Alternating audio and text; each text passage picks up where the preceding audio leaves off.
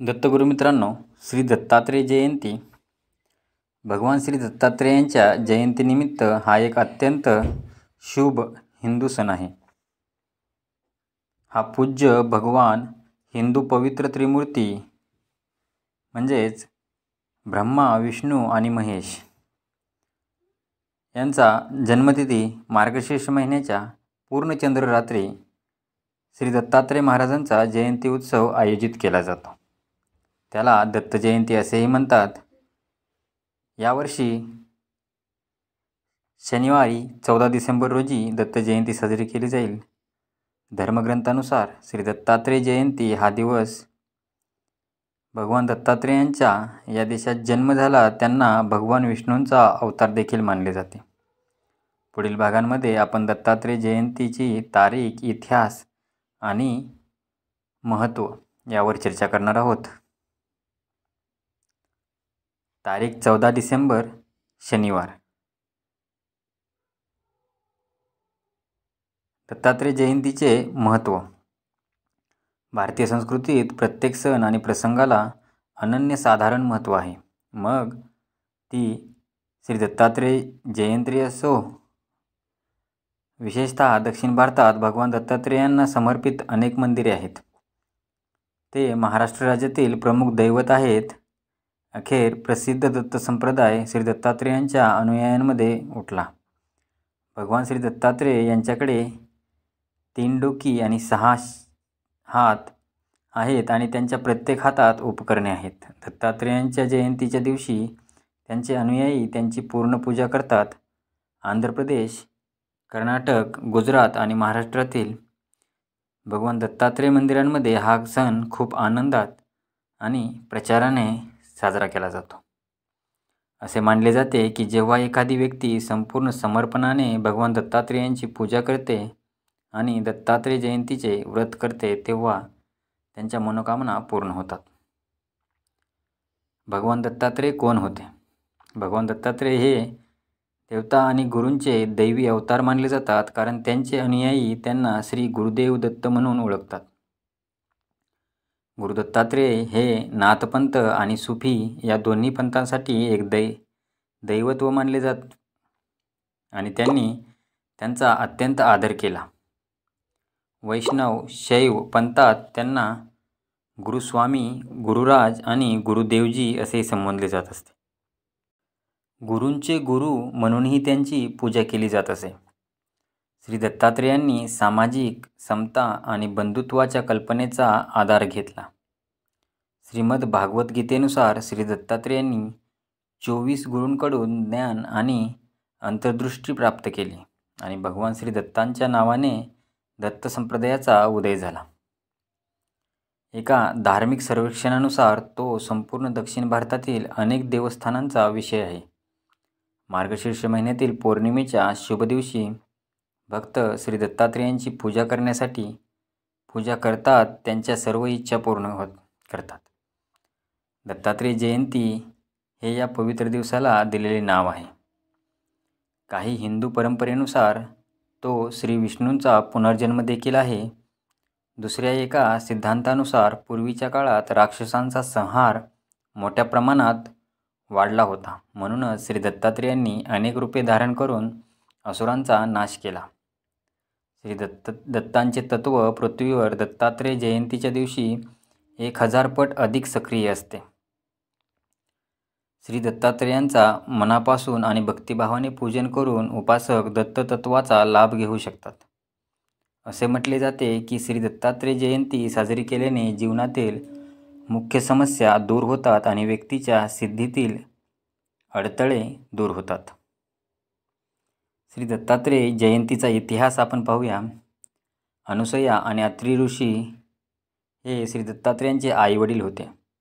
अनुसयाला धर्मनिष्ठ आणि पवित्र पत्नीचे आदर्श उदाहरण म्हणून पाहिले जात असे. पवित्र त्रिमूर्ती श्री ब्रह्मा, श्री विष्णू आणि श्री शिव यांच्या बरोबरीने पुत्रप्राप्तीसाठी तिने कठोर तपस्या केल्या. नारद मुनी एकदा ब्रह्मा, विष्णू आणि शिव यांना पाहण्यासाठी स्वर्गात गेले. तथापि तो पवित्र त्रिमूर्तीकडे जाऊ शकले नाहीत. त्याऐवजी ते देवी सरस्वती, लक्ष्मी आणि पार्वती यांना भेटले. त्यांना कमी अभिमान वाटावा म्हणून नारद मुनींनी तिन्ही पत्नींना सांगितले की त्यांनी जगभर प्रवास करूनही अत्रि ऋषींची पत्नी अनुसयासारखी विनम्र आणि सद्गुणी स्त्री त्यांना कधीच भेटली नाही. ते म्हणाले की त्रिमूर्तींच्या 3 पत्नी जे पवित्र श्रद्धेचे कट्टर अनुयायी होते त्यांना पाठिंबा दिला. हे ऐकून त्यांना हेवा वाटला आणि त्यांचा अहंकार बिघडला. नंतर नारद ऋषी निघून गेले आणि तिन्ही देवींनी त्यांच्या विशिष्ट पतींकडे अनुसयेचा सतीधर्म नष्ट करण्याची विनंती केली. त्याचवेळी त्रिदेव आरती ऋषींच्या निवासस्थानी पोहोचले.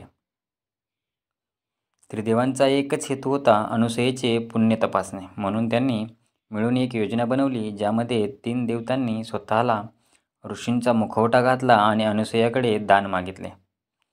त्यांनी खाण्याची इच्छा व्यक्त केली. अनुसयाने आदरातिथ्य करणे हा तिचा विश्वास मानला म्हणून तिने त्यांना आंघोळ करून मग त्यांच्यासाठी बनवलेले अन्न खाण्यास सांगितले. तिन्ही देवता स्नान करून परत आले आणि अनुसयाने त्यांना बसण्यास सांगितले.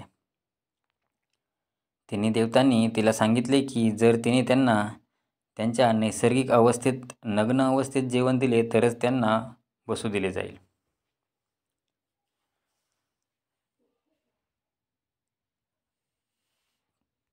त्रिदेवांनी अनुसयेला भगवान दत्तात्रेयांचा आशीर्वाद कसा दिला? अनुसयाने अत्रि ऋषींना कथा सांगितली. तिन्ही अभ्रक 3 डोकी आणि 6 हातांनी एक झाली. ब्रह्मा, विष्णू आणि शिव यांच्या पत्नी परत न आल्याने चिंताग्रस्त आणि चिंतित झाल्या. देवींनी अनुसयाला क्षमा आणि त्यांच्या जोडीदाराच्या परतीसाठी विनंती केली. त्यानंतर त्रिमूर्तींनी त्यांचे वास्तविक रूप धारण केले आणि अत्रि आणि अनुसया यांना दत्तात्रेय नावाचा मुलगा दिला. त्याचे भावंडे चंद्र आणि ऋषी दुर्वासा हे अनुक्रमे श्री ब्रह्मा आणि श्री शिवाचे रूप असल्याचे म्हटले जाते. ते श्री विष्णूचे अवतार मानले जातात. श्री दत्तात्रेयांच्या जयंतीनिमित्त त्यांचे स्मरण व आदर करण्यासाठी दत्त जयंती साजरी केली जाते. भक्त लवकर उठतात. दत्त जयंती साजरी करण्याचे त्या दिवशी भक्त लवकर उठतात, घरी देवतेची प्रार्थना करतात आणि भगवान दत्तात्रेयांना समर्पित मंदिरात भेट देतात.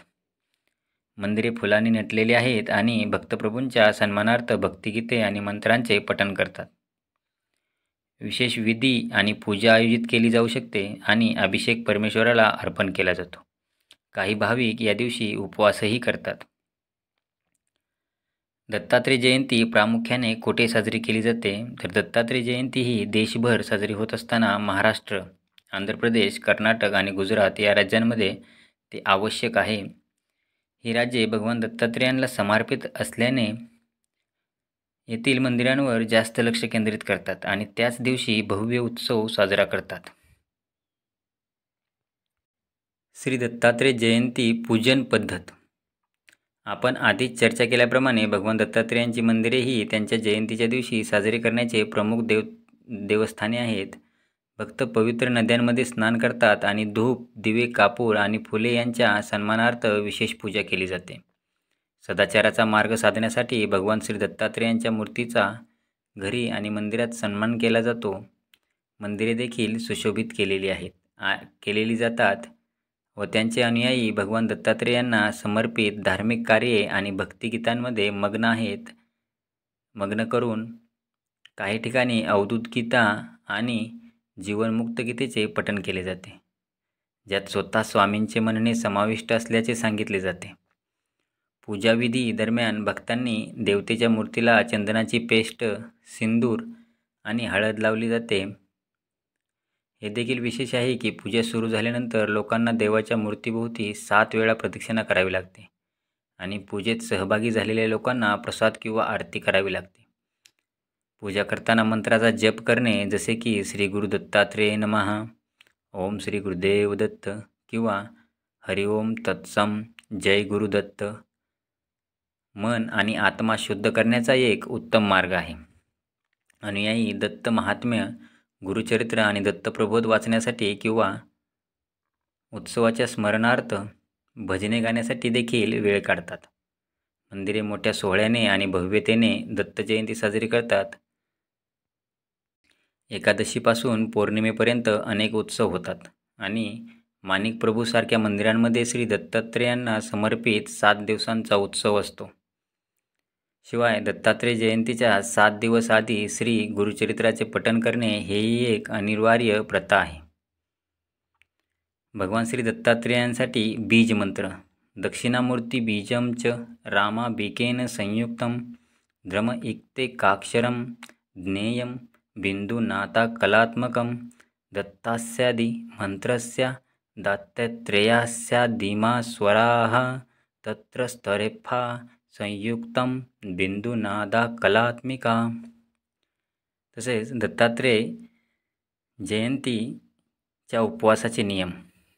श्री दत्तात्रेय जयंती उपवास पाळणे हे त्रिमूर्ती ब्रह्मा, विष्णू आणि महेश यांचे अवतार भगवान श्री दत्तात्रेय यांच्या अनुयायांसाठी आवश्यक आहे. उपवास करताना लोक सहसा शारीरिक आणि मानसिक शुद्धता राखण्यासाठी दूध, फळे आणि इतर सात्विक पदार्थांच्या बाजूने धान्य आणि शिजवलेले जेवण टाळतात.